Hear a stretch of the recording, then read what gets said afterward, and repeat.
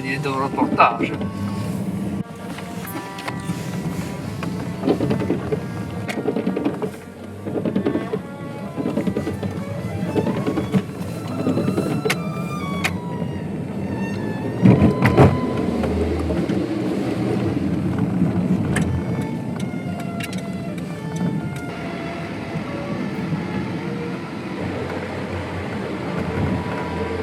Adesso parcheggiare qua, perché qua entrano solo gli autobus.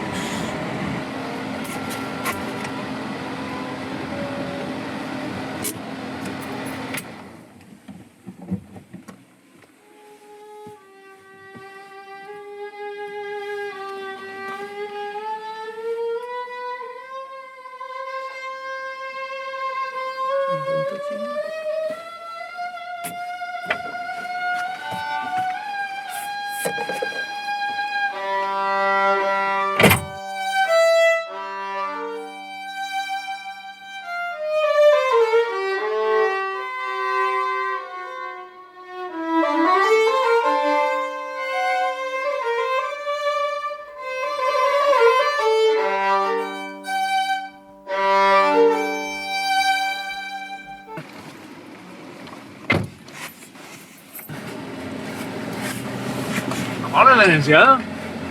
Vabbè, ma questo è francese, ma quando mai? Io ho capito che era francese quando me l'ha detto. Chitarra? Chitarra, ma no, dice la papa, dice a Maria Luisa, con la R, c'è l'accento parmese che la metà basta. Oh, finalmente vedo il fiume con un po' d'acqua, l'ultima volta che sono venuto non c'era niente, era tutto secco. Tra la neve e la pioggia si è riempito bene.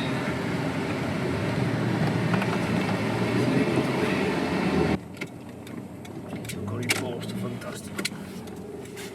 Questi mi lasciano fare una nota, pedoni qua.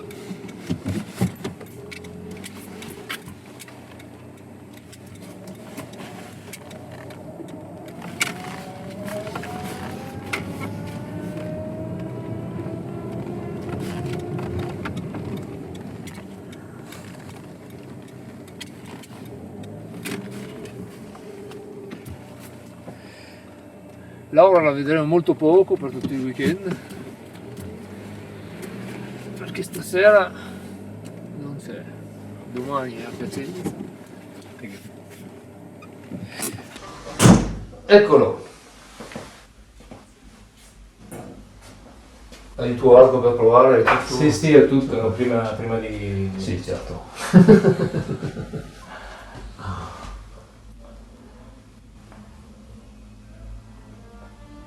Gli ho ridato un po' di... Beh, certo che è strano, Dio. Ogni volta che lo vedo è strano, Dio mio, è strano.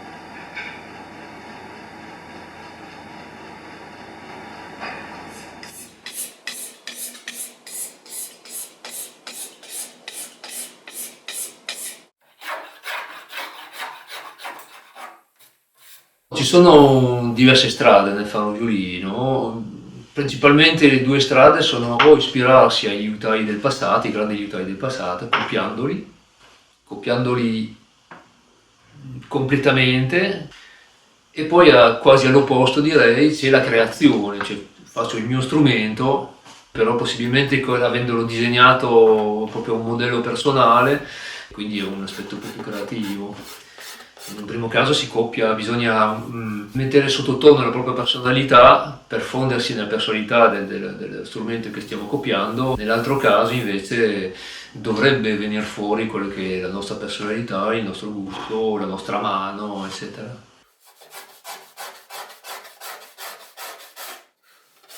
Il mio lavoro, il mio impegno consiste a fare degli strumenti migliori possibili, più belli possibili, e sperando che poi qualcuno li veda, se ne innamori. Proprio, sì, è proprio questo.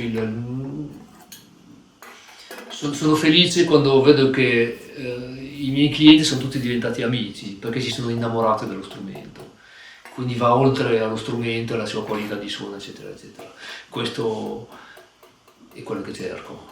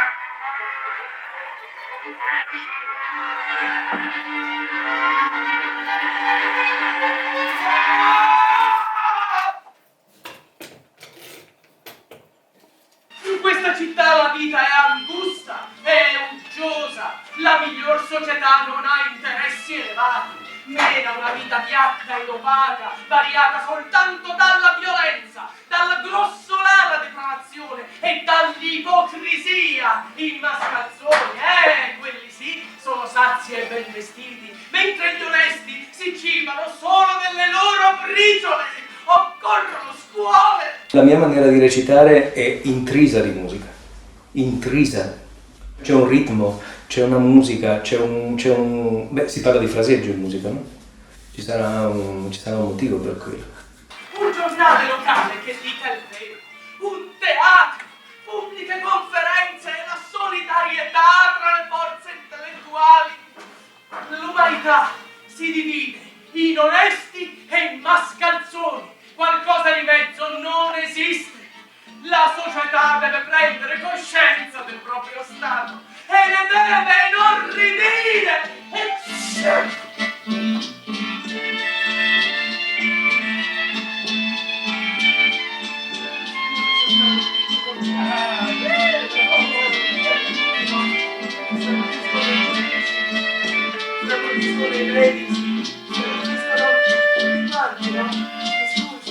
Pietro Mossa è stato un bel incontro. L'ho conosciuto per la prima volta a Cremona, a Mondo Musica. Esponevo i miei strumenti in una fiera a Cremona. Quanti anni fa? I primi anni del 2000?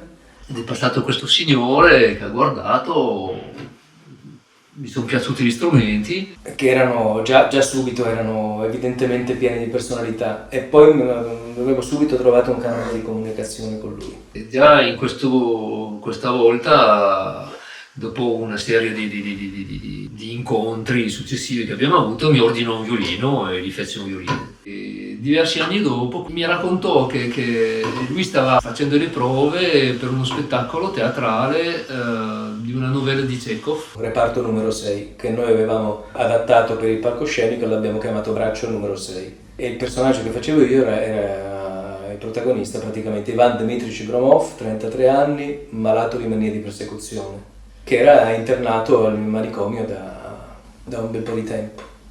Il racconto di uno dei più belli che Chekhov abbia mai scritto, di una bellezza pazzesca.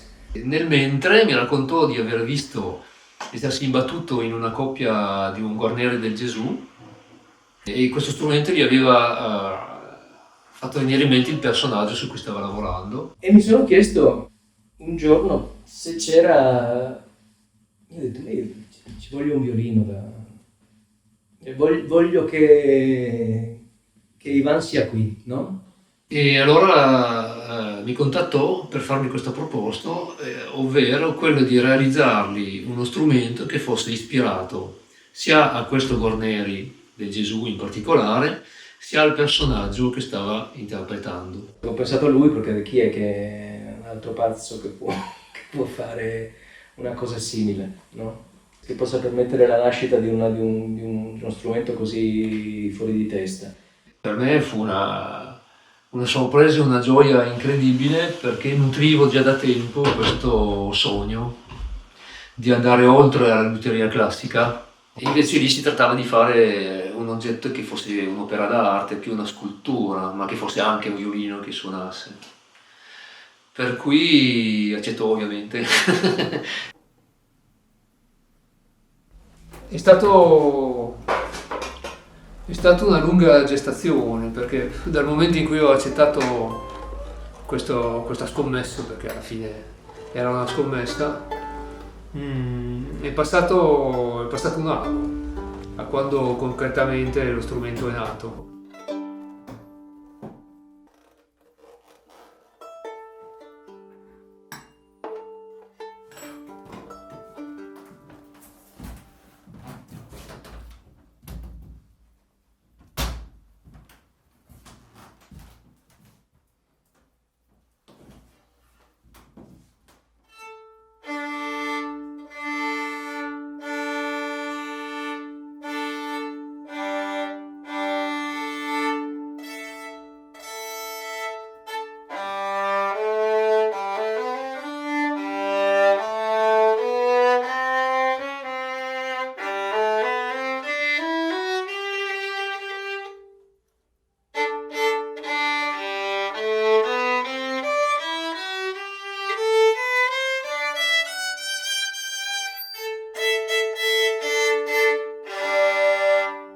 Ho provato due tipi di anima, questo pezzettino qua va dentro lo strumento, importantissimo per il suono, perché spostarlo di anche mezzo millimetro in qua o là, a seconda della direzione, cambia l'equilibrio del suono, delle corde, il modo di emettere del violino. E quindi per conto mio ho fatto diverse prove, quindi ho provato due Conticello, ho provato due tipi di anima, e diciamo così sono pronto al confronto col musicista. Mi dirà lui quello che preferisce, in che direzione preferisce sistemare lo strumento. Ah, però. Io ce l'ho messa tutta. Ho fatto il mio meglio. Già così. Ammazza. Quindi cosa hai fatto? Il ponte? E dicevi Ho provato, ho lavorato parecchio con l'anima. Per il suono, parliamo. Ho lavorato parecchio con l'anima senza riuscire a trovare qualcosa, cioè essere convinto, non riuscivo a sistemare questo solo, insomma. No? Per cui, siccome è tutto un po' asimmetrico in questo violino, mi è venuto questa idea di anche con l'anima fare una cosa un po' fuori norma, diciamo così. Ho pensato, adesso ci faccio un'anima ovale. Un'anima? Ovale. Non un'anima ovale. Sì, ovale. La parte che tocca la tavola è ovale, la parte che tocca il fondo invece è rotondo. È più tradizionale. Per cui vediamo il risultato. Secondo me qualcosa è venuto fuori di interessante.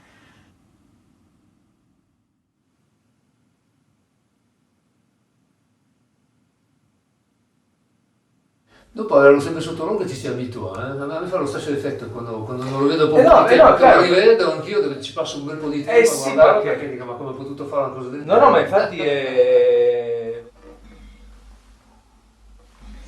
anche il ponte diventa più cicciotto, mi sembra di... Ho cambiato di posizione. Ma l'hai fatto più cicciotto, Sì. vero? Sì.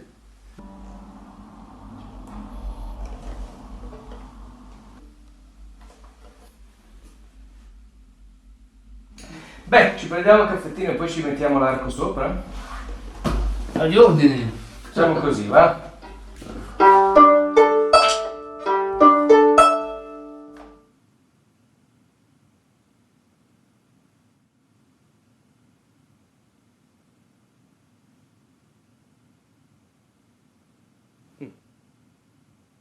Ecco, Ivan Dmitrich Gromov, un 33enne di nobili origini, usciere di tribunale, soffre di mania di persecuzione. Egli sta o allungato sul letto, ciambellato su se stesso, o cammina su e giù come per far del moto. A sedere rimane assai di rado. È sempre allarmato, agitato, in balia di non so che confusa e indefinibile attesa. Basta il minimo rumore dell'atrio e un grido da fuori, perché egli sollevi la testa e si protende tutto in ascolto. Non sarà per lui che viene qualcuno, non sarà lui che cercano. E il suo viso, mentre sta così in sospeso, esprime la più profonda inquietudine e contrarietà. E dice, a me piace. Chekhov dice, a me piace lui, così largo di zigomi. Ma vedi che mi commuove leggendolo, perché è un personaggio che mi ha amato. C'erano 3 porte girevoli e il pubblico entrava mentre noi eravamo già in scena. Io ero dietro questa porta girevole e c'era un personaggio che raccontava questa roba qua e poi girava, Ivan Dmitrich Gromov girava e io ero ciambellato in questa cosa e guardavo il pubblico così.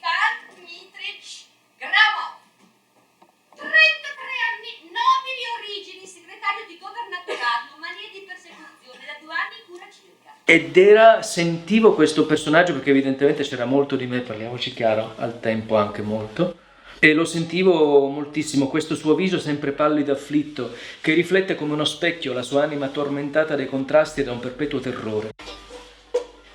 Vabbè, ci pensiamo dopo.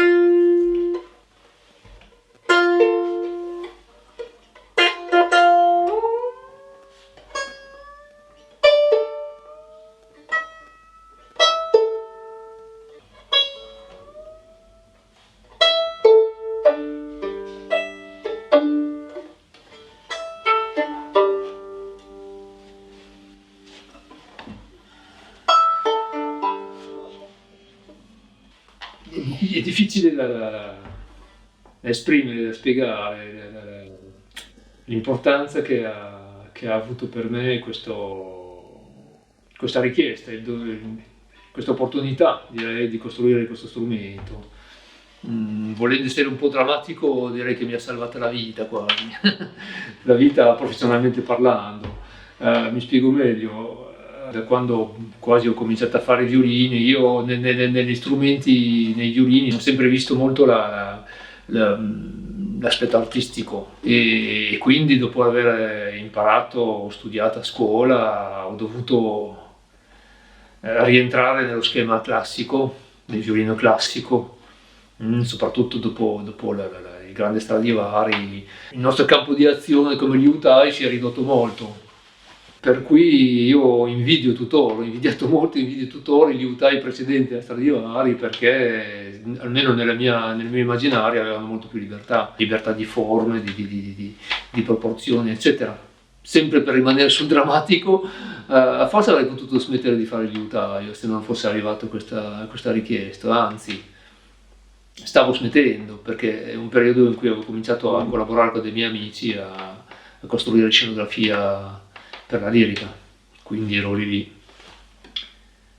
Per cui è stato una cosa molto positiva. Di mio in uno strumento di come Ivan c'è moltissimo, perché se non ci fossi stato io non sarebbe nato prima di tutto, quindi è come se c'è di mio. Però io gli ho lasciato completa libertà. L'accordo era completa libertà a te e ti assicuro quella completa libertà perché non avrai la paura che io non te lo comprerò. Qualunque cosa ti esca fuori io te la comprerò lo stesso. Questo ha ridato vigore alla mia creatività, se vogliamo usare parole grosse, e quindi alla felicità che trovo nel creare gli strumenti.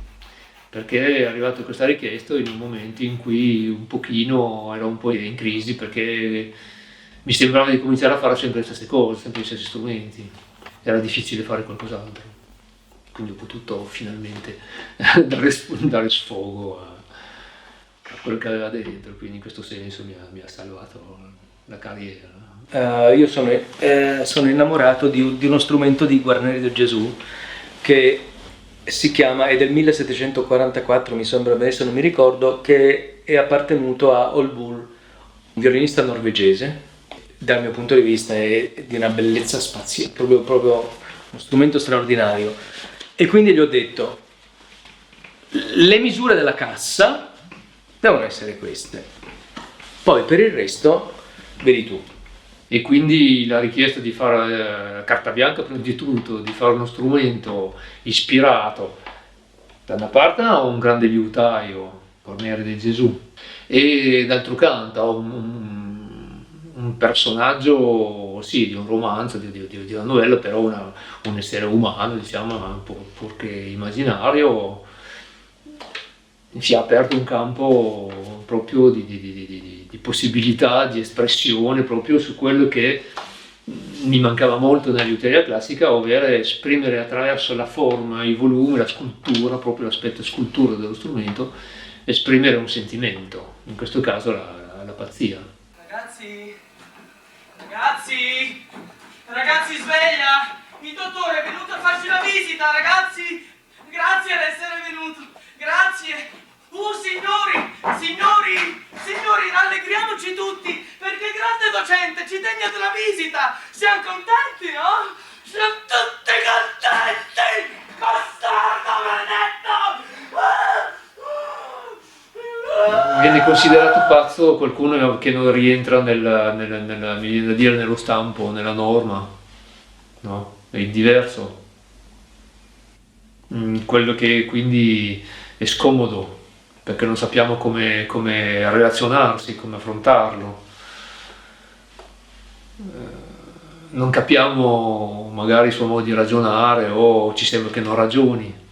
Quando io parlo di pazzia non parlo né di pazzia vera e propria, perché quella bisogna curarla ovviamente, e non c'è nulla di creativo nella follia, c'è solo sofferenza. Poi, che persone molto borderline abbiano tirato fuori dei grandi capolavori, la mia idea è che li avrebbero tirati fuori ugualmente, anche se fossero stati completamente sani di mente. Non così, ovviamente, perché è chiaro che la loro malattia ha inciso sulla loro arte. Sarebbe stata un'arte non patologica, ma grande arte lo stesso. Tra l'altro il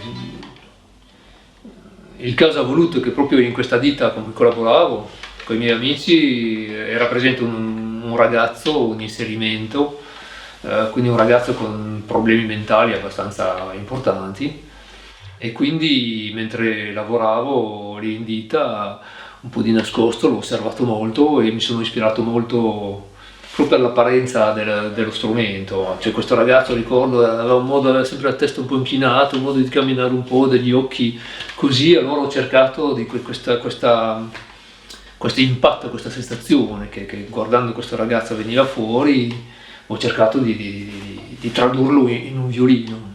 Per questo Ivan è tutto un po' storto, un po' strano, per ottenere questo effetto, ho sistemato un po' le cose per ottenere questo effetto che veniva fuori quando osservavo questo ragazzo. Siamo tutti delle grandissime teste di cazzo, ma non esiste che ci sia una persona uguale all'altra. Ma cioè, dovrebbe essere, ma è questa è la banalità più assoluta quello che sto dicendo. Se prendi un maiale e lo metti sopra un albero e gli dici cinguetta, cioè non è il maiale il problema che non sa cinguettare, il problema è che il maiale non dovrebbe stare sull'albero. È quello il problema, cioè non è il maiale che non vale un cazzo, è il fatto che il maiale sull'albero l'hai voluto mettere sull'albero, non ci deve stare sull'albero il maiale, quello è, no?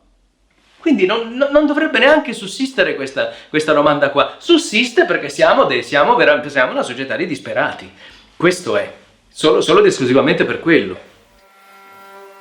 Voi e tutta la vostra seccia ospedaliera, ma brutte siete! Siete tutti moralmente più in basso di chiunque di noi qua dentro. Non c'è paragone. Però noi qui e voi fuori. Mi faccio un po' capire la logica.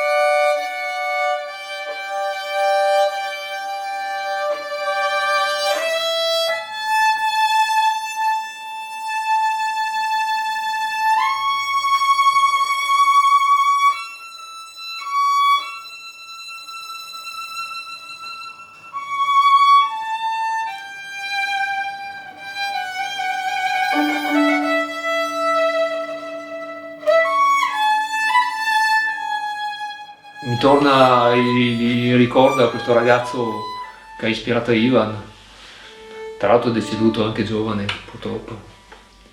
E in fondo a conoscerlo, lavorarci insieme, cercavamo di insegnarci e di insegnargli anche un qualcosa del mestiere, aveva una sua logica.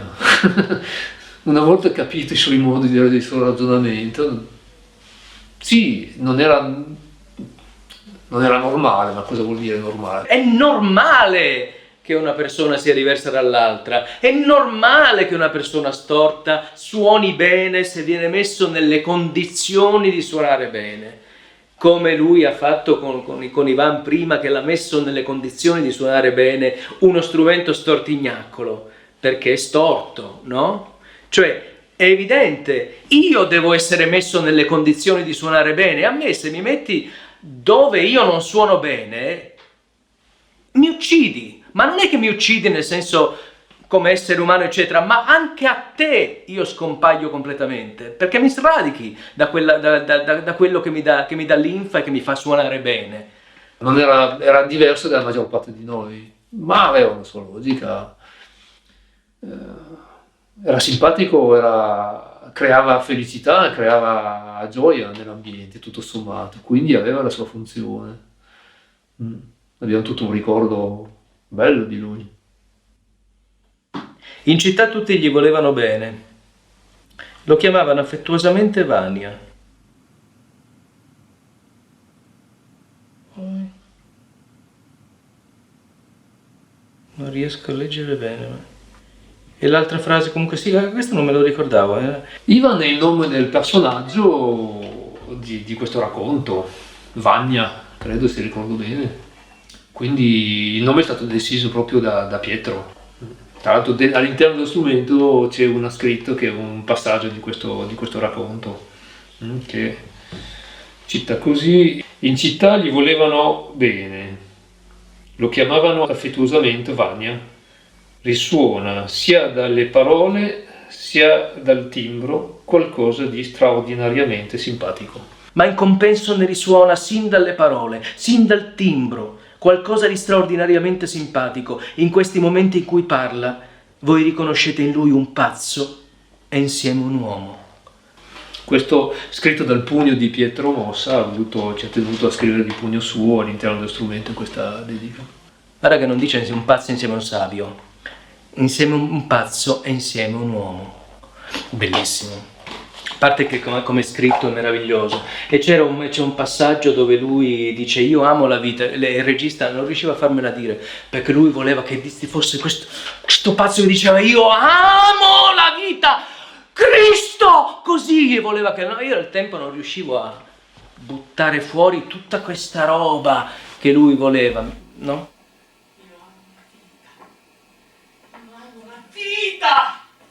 La vita, io amo da impazzire!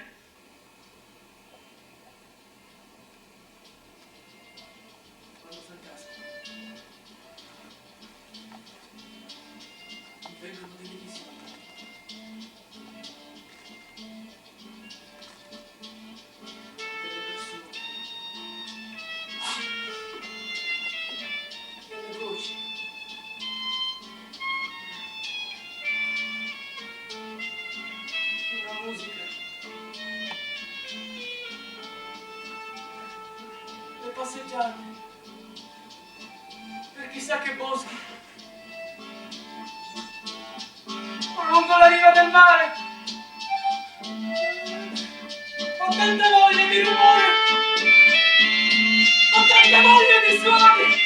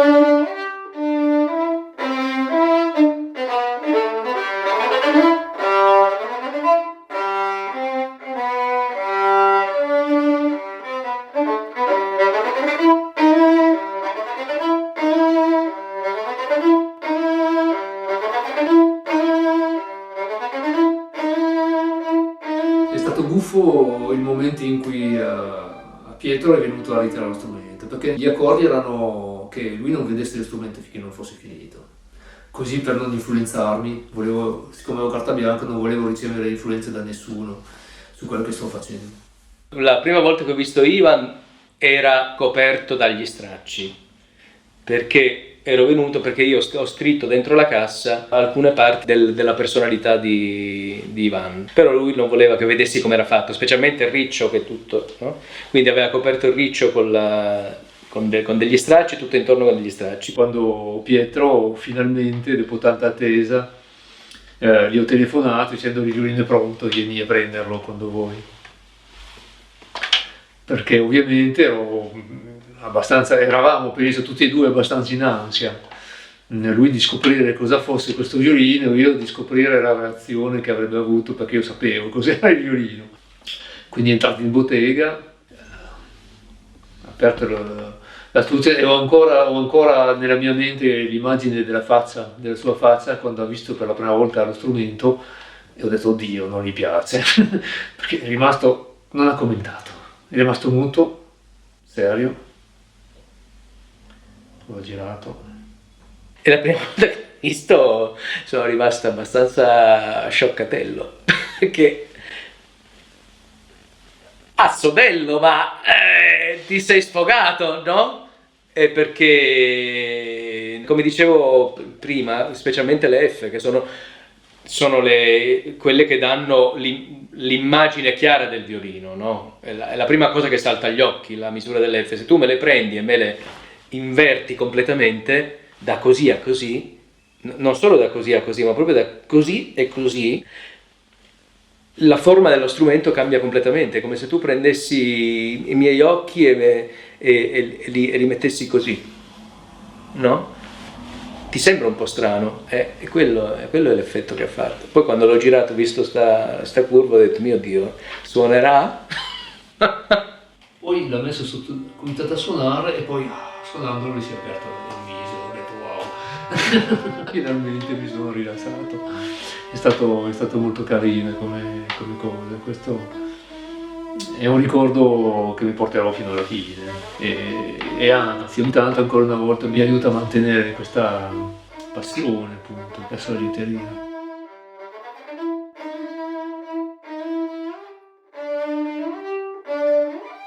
Un intenditore sì, capisce subito che c'è qualcosa, come dicevo, non c'è niente di più simile a un violino che a un altro violino, come non c'è niente più simile a una persona che a un'altra persona.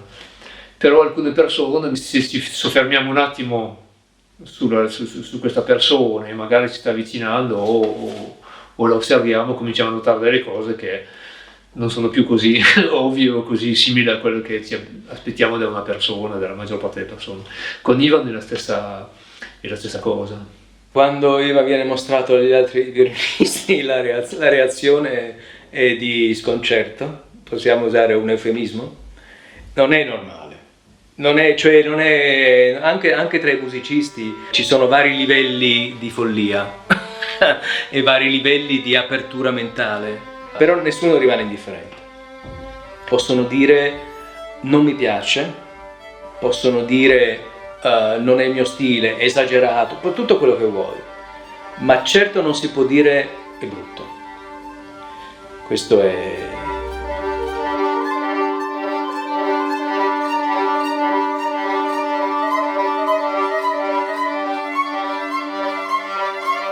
La prima volta che ho suonato lo strumento in uno suo spettacolo mi ha invitato, sono andato, credo a Brescia, se ricordo bene. Io l'ho suonato in scena facendo Puck, che tutti in Italia dicono Puck, no, se dici Puck nessuno capisce, quindi Puck dal sogno di una notte di mezz'estate, quindi l'ho suonato in scena e come lo facevo io era molto dark, molto scuro, c'erano dei punti di follia intensa e ci stava bene insieme. Non c'era nessun problema di riconoscimento, di apprezzamento, comunque sì, ovviamente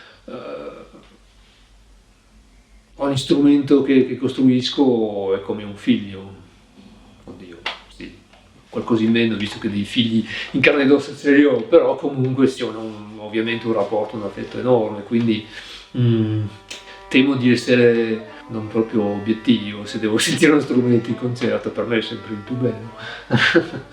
Però no, scherzi a parte, è un'emozione ovviamente, è un'emozione.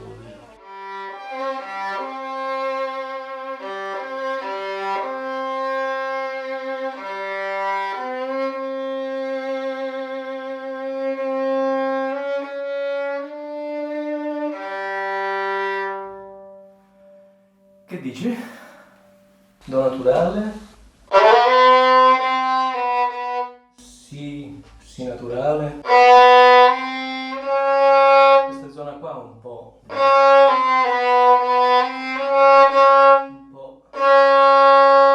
Poi ti viene voglia di suonarlo, Questo è il buon segno. Di solito quando si suona senza fermarsi, è che grosso modo va abbastanza bene.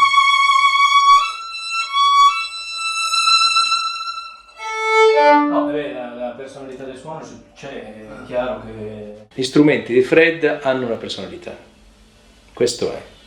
Cioè, possono piacere o non piacere, ci sta, no? Magari la sonorità non ti piace, capita.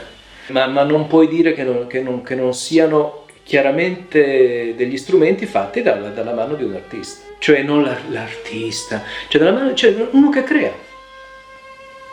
E c'è una panetteria vicino a dove abita mia madre, dove il panettiere è un artista. Un pane così lo trovi raramente in giro. Non è necessario essere attore, musicista, pittore, eccetera, per essere artista. C'è l'animo dell'artista, il contadino artista, il panettiere artista, no? Che non dà per scontato niente.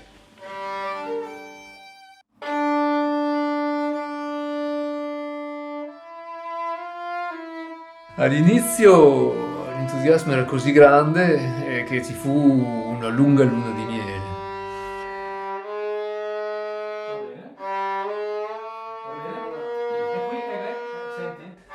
Poi piano piano mi accorsi che Ivan dava parecchio da fare al suo proprietario.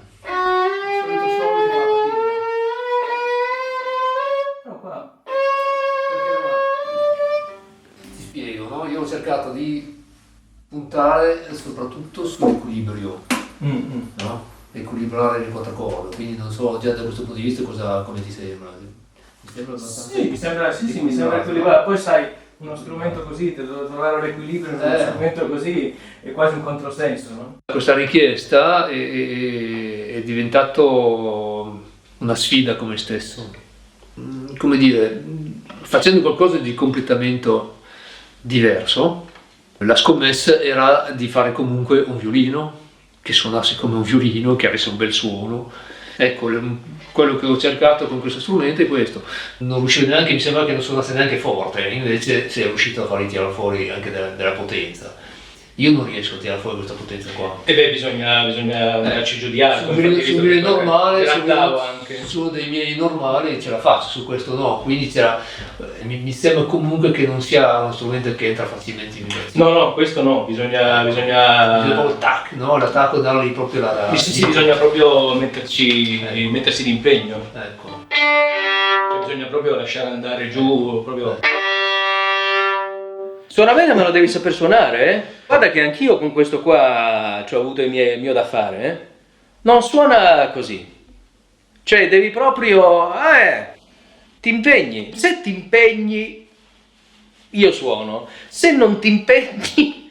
Cioè, la metafora è non credere che io sia uno qualsiasi. Mi devi saper suonare, devi saper toccare le mie corde.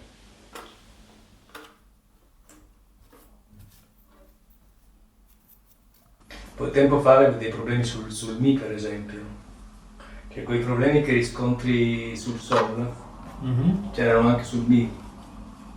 Sì? Sì. Quindi due estreme proprio. Sì, che poi perché adesso invece Mi va benissimo. È uno strumento difficile, come è difficile anche Ivan Dmitrij Gromov, quando gli dice tu non hai capito niente, tuo padre ti menava, no, mio padre per carità ha paura delle cose, no, mio padre no, mi picchiava con la verga. Io la conosco la vita, tu no. Se vuoi che io parli e che ti racconti cosa c'è qua dentro, tu devi sapermi suonare bene, se no io non suono per niente. Volendo,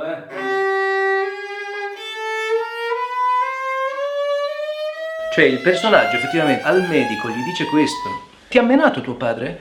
Allora che cazzo parli della vita? Come credi che io ti possa raccontare che cos'è per me la vita, quando io ti dico io amo la vita? Ma come posso raccontarla a te che non sai? Quando io ti racconto, raccontami che cos'è il fango? Alla fine di marzo c'è il fango, me lo racconti il fango? Se tu non vedi, che cacchio mi racconti il fango a fare? E io devo parlare per te? Io devo suonare per te? Non suono. E così vanno, cioè o mi suoni, o mi cavi, o mi capisci, o no, io non suono.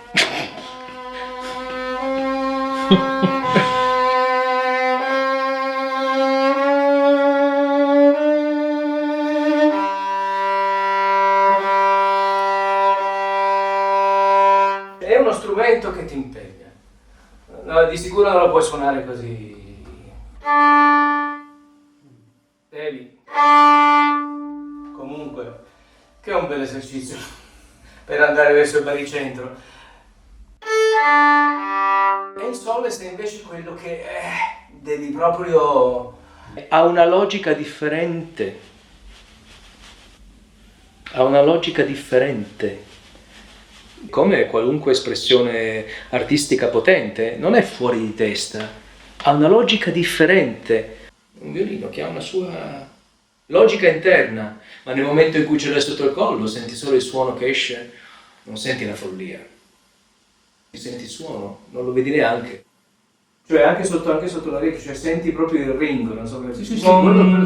Sì. Che va, invece vai sul sole e questo ring non c'è. E quindi se levi l'arco il suono subito buff. Qui. Sì, c'è, ma senti. È come se c'avessi un po' di raucedine, insomma. Sì, non viene fuori Sì, dalla quello qua. viene dalla gola e non dalla pancia. Esatto. Vedi che ci capiamo. È uno strumento che ti dà da fare.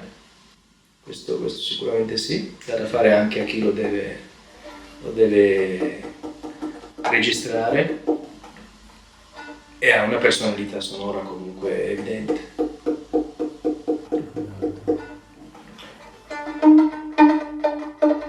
Andiamo re crescente.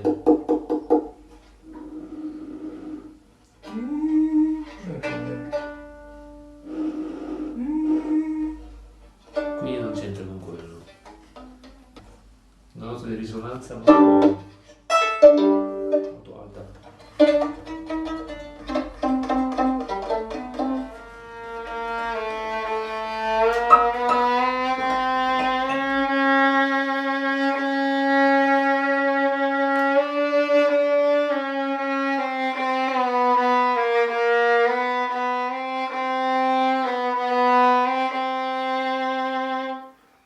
Sono io che mi faccio influenzare o mi sembra meglio? Difficoltà di sapere quando fermarsi.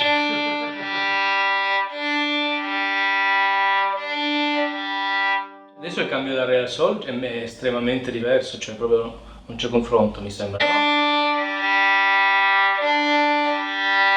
Adesso il sol esce, quindi... Quella percentuale anche di armoniche. Senti così. Quella mancante che non c'era prima. Non c'era prima quella lì. Via solo, sempre quel benedetto sole, sempre il sole,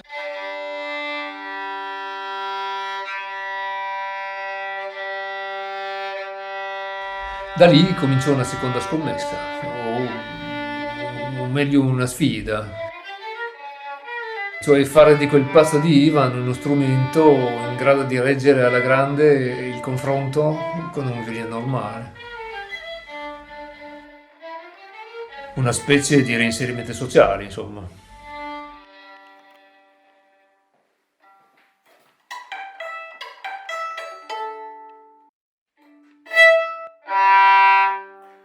Ok, lasciamola un po' riposare.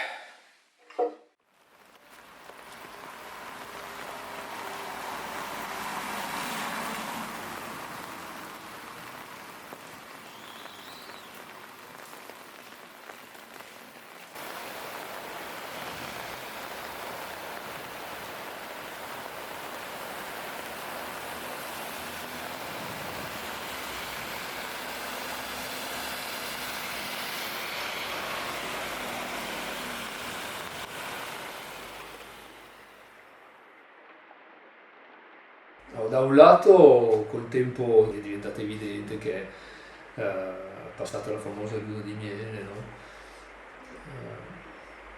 C'erano delle cose che non andavano, non soddisfavano completamente Pietro, no? So che all'inizio rientrava ancora nella normalità, nel senso che uno strumento nuovo deve farsi, matura, e quindi lo mettevo ancora su questo conto. Poi è diventato evidente appunto sempre di più che invece c'era un qualcosa che non è il famoso sol, in particolare su cui ha cominciato a fare una fissazione Pietro. Molto spesso l'artista, quello veramente di talento, cioè il creatore, colui che crea, ha bisogno di una forma. Ma non era un errore, non lo considero un errore. Non lo considero che non era un errore, assolutamente. Ha bisogno di limiti.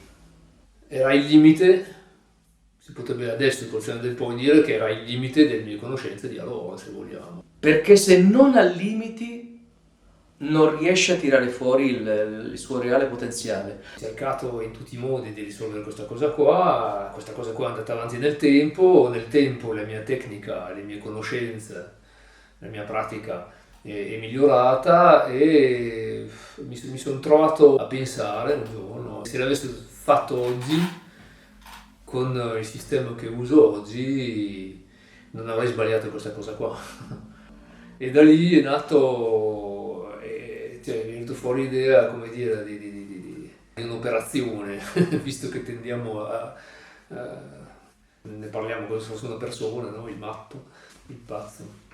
Allora lì ho cominciato a pensare che forse ci voleva qualcosa di pesante ed ero diventato in grado di farlo, diciamo.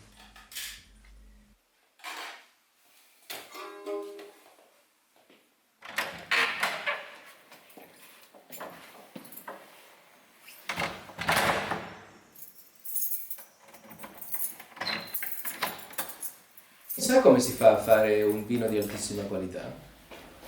Si prende la vite e la si pianta in luoghi dove il terreno è poverissimo e dove c'è pochissima acqua. Sembra un déjà vu, come l'anno scorso, come un anno fa, piove. La vite è costretta a cercare l'acqua e il nutrimento allargando le sue radici, andando giù in fondo, no? Quindi cercando il nutrimento, cercando la sopravvivenza, cercando la sua vita. Solo che quest'anno non siamo alla stazione degli autobus, ma direttamente a casa di Laura.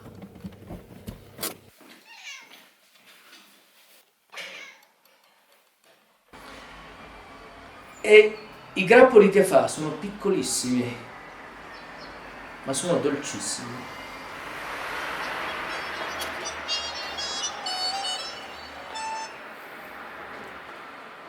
Oh là, guarda che ti stiamo vedendo.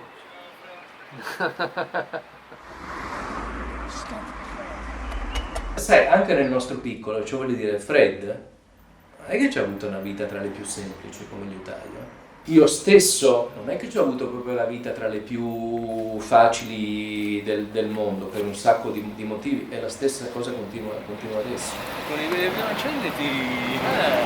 A parte che lì è sempre stato così, che lo scatto della viola non è... Sì.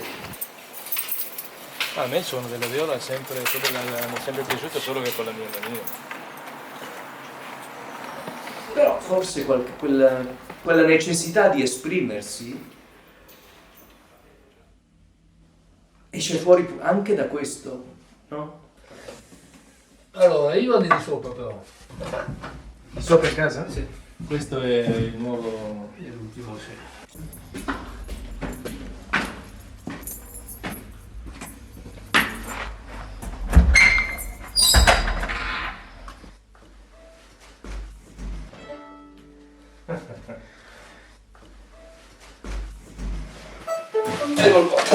Faccio un esempio mio personale. Io, come sicuramente si è potuto anche sentire, non sono chissà che strumentista, ma quando io prendo uno strumento in mano, Vuoi provare già qua? Ti do un arco? no, andiamo giù. Se no andiamo giù, sì. Veramente per me è una conquista, perché tutto quello che io suono me lo sono dovuto conquistare con il sangue. Sempre è veramente rincoglionito. Non fosse altro perché chiunque guarda la mia mano lo capisce già subito così. Non è una mano da violinista la mia. Questa manina qua, cosa vuoi fare? Ma è vero. Però è anche la mia libertà, è questa la mia libertà espressiva, perché Dio buono, quella roba lì non mi è stata regalata, me la sono dovuta conquistare con le unghie e con i denti. In fondo anche Ivan questa roba qua, cioè il soul se l'è dovuto tirare fuori piano piano, soffrendo, però ci completiamo da questo punto di vista.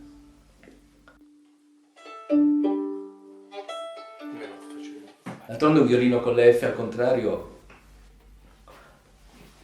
non sta proprio sotto il mente di chiunque, insomma.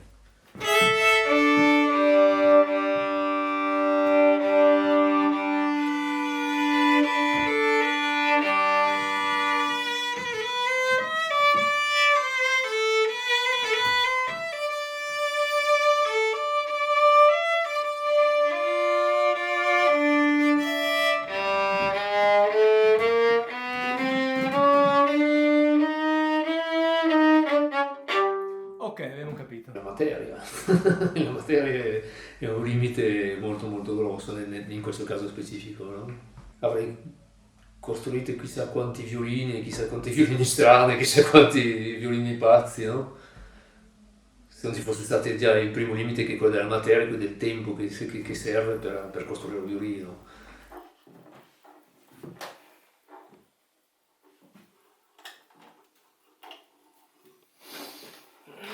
Questo nuovo modo che adopero di costruire gli strumenti, di cui appunto è venuto fuori questa possibilità di correggere, di migliorare Ivan, è il risultato di una continua ricerca di miglioramento, e soprattutto forse quello che mi ha aiutato molto è non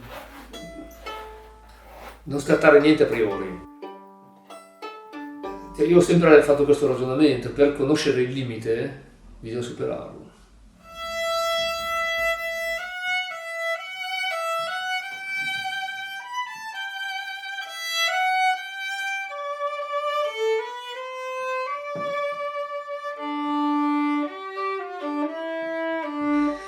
La libertà, mi ricordo una cosa che disse un giorno il maestro Scolavezza, Renato Scolavezza. Disse: sei libero soltanto quando sei da solo, in casa tua e con gli scuri chiusi. E sono abbastanza d'accordo, tutto sommato sì, quindi non si è mai liberi, purtroppo. Io non lo so cos'è la libertà. Io so solamente in questo preciso momento cosa sto vivendo. In questo preciso momento cosa sento mentre sto suonando Ivan. Sento che il mio corpo si espande? Sento che la mia pancia si apre? Sento veramente energeticamente che qualcosa sta avvenendo? Sento che le mie mani stanno partendo da sole? Sento che mi stupisco di quello che sento io stesso? Allora sono libero. Non accade? Non sono libero. Oppure sto imparando ad essere libero. No? Ma questa è la mia idea personale di adesso. Domani potrebbe cambiare. Cioè la libertà è anche questa, di sconfessare te stesso. Questa è una cosa in cui credo veramente. La libertà è quella di sconfessare te stesso il giorno dopo. Altrimenti che cacchio di libertà è? Alla fine non c'è, non esiste, quindi è stato più un tentativo estremo di diventare libero. Non finisce mai questa ricerca. Ma tu credi che io sono libero? Tu credi che io sappia chi io sono? Ma io non so un cazzo. Non so niente. Ma niente, ma veramente? Credo di essere riuscito a rimanere abbastanza libero, per quanto appunto si possa essere libero, ma l'ho pagato molto caro. Non rimpiango, ma mi è costato. La francese. Non è gratis la libertà. Non è una cosa da mostrare agli altri, si paga, stretta. La libertà è quello che costa di più, la cosa più cara in assoluto al mondo, penso.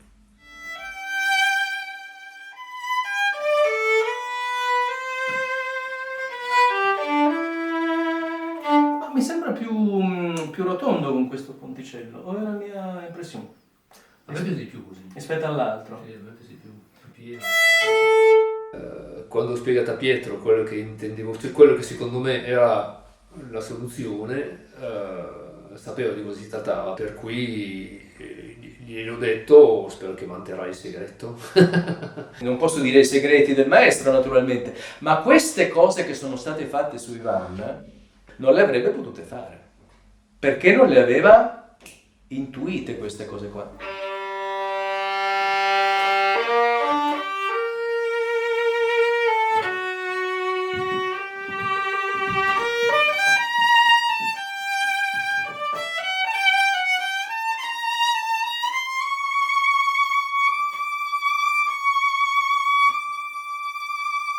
Ma è talmente diverso del solito che quindi probabilmente si può fare ancora tante cose.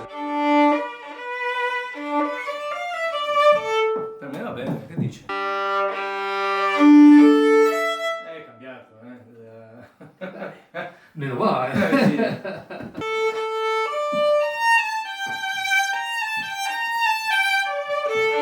Figo. È uscito proprio...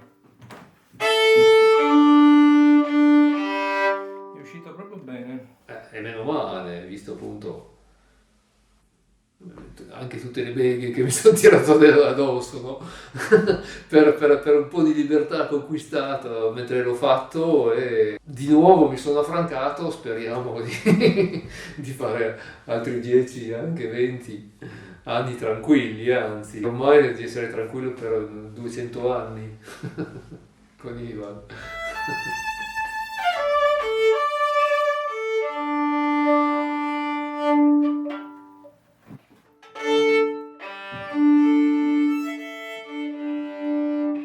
Very good.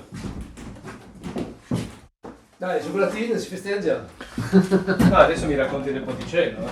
Sì. Questo, vedi, i vantaggi di avere degli allievi che ti amano. Il regalo di un allievo, questo. Cosa? Il regalo di un allievo. Ah, questo? Sì. Hai cambiato anche l'anima o è rimasta? Sì, adesso è più normale, se vogliamo. Adesso di nuovo l'anima di Ivan è un'anima normale, però ancora una volta così è normale, così non è normale. Parlare di normalità e non normalità è porre dei limiti dove forse non ci sono, no? Quindi restringere ancora il campo di una libertà che non c'è, che non esiste, è tutto, no? C'è bisogno di una botta di normalità per fare sì che la sua follia esploda, e mettiamogli la botta di normalità. Diamogli lo Xanax. Non so come dire, no? Boh. Quindi sto ponte? Funziona? Ma dai, non me lo per il cazzo. Va bene. Dimmi cosa hai combinato. No, non mi dire i tuoi segreti, che capisco che non bisogna... Questo è questo tipo di ponticello, sì, però con un legno diverso, vedi? Questo è un altro legno, non è il legno tradizionale dei ponticelli. E il legno più sopra ha più massa, diciamo così, ha più massa. Ti rispondo come rispondo sempre ai miei allievi. Ho capito, qui c'è qualcosa da non Dipende. dire. No, c'è qualcosa. E che certo, ogni teoria volta non è c'è una chiaro. regola che Certo, vale certo, in certo, assoluto, chiaro, dipende ogni volta per volta. Sì, adesso bisogna solo suonarlo bene in maniera tale che ma già si sente Sì, sì, però è molto diverso. già sì, la risponde, Madonna. Sì, sì. vibra, risponde. È stata una grande soddisfazione, è stato un grosso piacere, ecco, forse cerco la parola giusta, un grosso piacere. Bene, Bene. very good.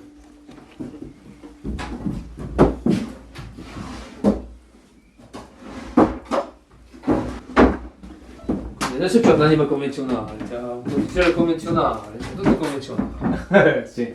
Tutto il resto La catena no. La catena no. Quella È vero che Ivan è un violino strano, è però un violino. Cioè, il massimo sarebbe che uno si dimenticasse che è un violino pazzo. Un violino, punto. Senti come suona? Ivan non è una persona, quindi non si può dire che sia pazzo, libero o meno. È una costruzione, quindi la pazzia è stata nell'aver l'idea di fare una costruzione così, la libertà di dire sì, lo facciamo, è inutile, è completamente inutile, ma lo facciamo, quindi è un'espressione di pazzia e libertà, se vogliamo, ma non è né pazzo né libero, è un violino, è un oggetto che suona, adesso anche molto bene. quindi boh, io direi Bene così. che c'è solo da suonarlo adesso e vedere Sì. come si apre, come si evolve. Sono sicuramente soddisfatto quando guardo Ivan, poi non è che no, avendo creato questo mostro non venga giudicato per l'eternità, no? Ma nel mio fondo interiore, in profondità, sono soddisfatto. Sono soddisfatto perché appunto è stata una sfida e credo di averla vinta, se vogliamo. Quindi sì, anche orgoglio, ovvio. Però l'orgoglio è pericoloso. Cosa può essere Ivan per Pietro? Bisogna chiedere a lui. Io spero di aver soddisfatto la sua voglia di non so cosa. Credo di esserci riuscito, soprattutto adesso, finalmente. Però solo lui può rispondere. Cosa penso? Anche questa è una cosa che come dire, è una conquista di molto tempo. Cioè,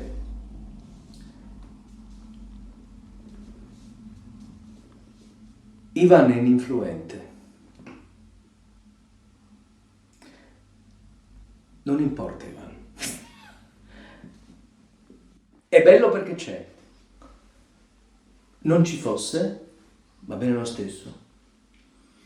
Anche questo fa parte della libertà. Cosa provi tu per questo strumento? Cosa ti lega? Cosa ti lega? No? Non mi lega niente a questo strumento qua. Se te lo levano, cosa succede? Niente succede. Datemene un altro. Datemene un altro che suoni così. Datemene un altro con il quale io mi possa esprimere così. Perché strumento vuol dire che è uno strumento. Non è il fine. No? E allora c'è stata la libertà espressiva, perché io posso anche farne a meno. Allora sono libero. Sai, racconta un po' cos'è che hai fatto? Allora, Ponticello l'abbiamo già capito, è quello sì, c'è la cassa.